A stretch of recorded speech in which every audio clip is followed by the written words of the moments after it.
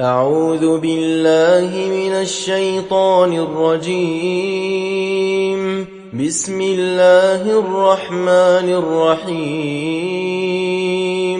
الحمد لله رب العالمين، الرحمن الرحيم، مالك يوم الدين. إياك نعبد وإياك نستعين. اهدنا الصراط المستقيم، صراط الذين أنعمت عليهم غير المغضوب عليهم ولا الضالين.